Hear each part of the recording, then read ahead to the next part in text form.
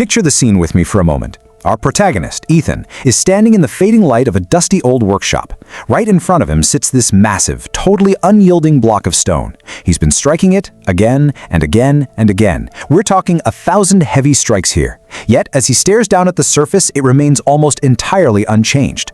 It's just a massive, indifferent block of rock. Ethan is just absolutely gripped by confusion. He keeps replaying the old stonecutter's words in his mind. "I'm not shaping the stone. The stone is shaping me." Now, to Ethan, this just sounds like nonsensical wisdom, right? The words feel completely disconnected from the reality in front of him. He looks at that giant block. There's no statue emerging, no grand temple taking form.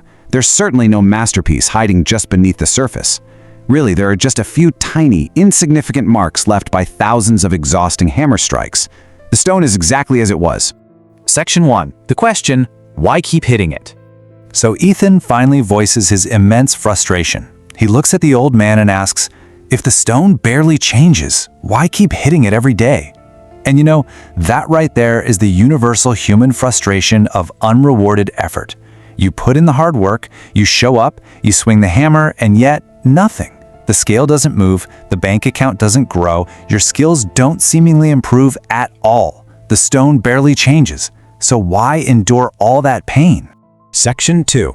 The Oak Tree Lesson. Growth in the Unseen Moments. Now, in response to Ethan's sheer desperation, the old man doesn't get angry. He simply smiles. He picks up his hammer with this quiet, deliberate grace. Clang. One strike. Clang. Another strike. The steady, rhythmic sound fills the room. And then he points outside the workshop window toward a giant, towering oak tree standing firmly in the earth. The old man looks back at Ethan and asks this beautifully simple question. When does a tree become strong? Think about that for yourself for a second. When does a tree actually gain its strength? Ethan shrugs and offers the most obvious answer. When it becomes big. The old man just shakes his head. No. He explains a really profound truth. He says it becomes strong every single day while no one is watching. You see, people walk by and admire the massive tree today, but they never saw the tiny seed. They never saw that seed fighting through devastating storms, suffocating heat, and total darkness underground. The old man makes it perfectly clear. Success is exactly the same. It is completely unnoticed. It's buried in the dark, fighting the elements long before it's ever admired by the world. Section 3. The Workshop. One small strike at a time. The old man then guides Ethan deeper inside his simple room. Notice, there are no expensive, fancy machines humming in the background here.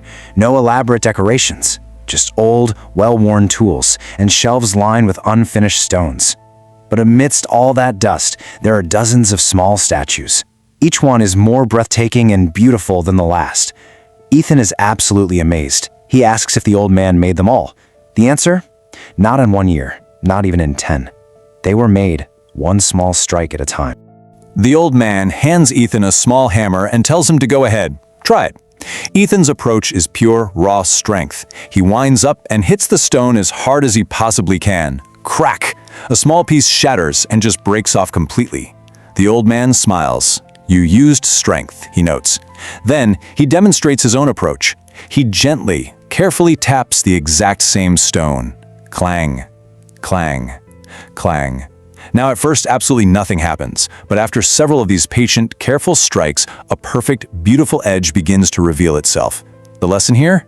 Forced intensity shatters the stone, but patience creates perfection. The old man turns to Ethan and says, success doesn't come from doing something extraordinary once, it comes from doing ordinary things extraordinarily consistently. I want you to really let those words sit with you for a moment. Most of us are constantly looking for that one massive, heroic swing of the hammer that will magically change our lives overnight. But the masterpiece is actually born from the ordinary, quiet, unglamorous taps repeated with extraordinary consistency. Section 4. Ethan's Realization. Picking up a different hammer. Ethan becomes entirely quiet. You can tell the lesson is finally penetrating his defenses. He realizes, in this sudden wave of clarity, that his past failures were never about a lack of talent. It was never a lack of intelligence. It was simply because every single time the work became difficult, he picked up a different hammer. He found a different dream, a different goal. Let's be honest, we all do this, don't we? Maybe for you it was a graphic design portfolio you started but never quite finished. Or maybe you tried learning day trading only to completely quit after your first real loss. Or how about a podcast you launched where you recorded 2 episodes and then just let it fade away? Whenever the stone didn't break immediately, Ethan, and likely many of us, just walked away. He never stayed long enough to see the actual results of his effort. The old man, seemingly reading the deep regret that's washing over Ethan's face right now, poses another profound metaphorical question. Do you know why rivers carve through mountains? Ethan just shakes his head, and the old man delivers the answer. It's not because they are powerful, but because they never stop flowing. Those words strike Ethan harder than any physical hammer ever could. He immediately remembers every single project he had excitedly started and then just abandoned. Every carefully crafted excuse, every hollow promise of, "Oh, I'll start again next month." Suddenly, the stark truth is laid totally bare. He hadn't been failing because he was weak. He had been failing because he was inconsistent. Section 5. The Offer. The first day of becoming.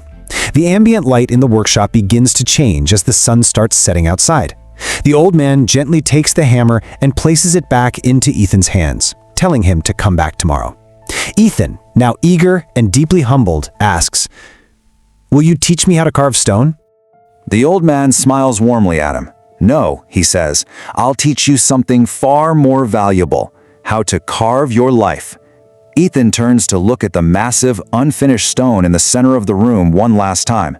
But he doesn't see a plain rock anymore. He sees the reflection of his own unfinished potential, just waiting to be chipped away, one gentle, consistent strike at a time. Section 6. To be continued, Part 3. As Ethan leaves the workshop, a profound shift has clearly occurred within him. He knows with absolute certainty that tomorrow won't just be another day of idle dreaming. Tomorrow is the first day of becoming. So let me ask you, what hammer are you holding today, and what will you become tomorrow? Are you swinging wildly hoping for an extraordinary break? Or are you willing to do the ordinary things extraordinarily consistently?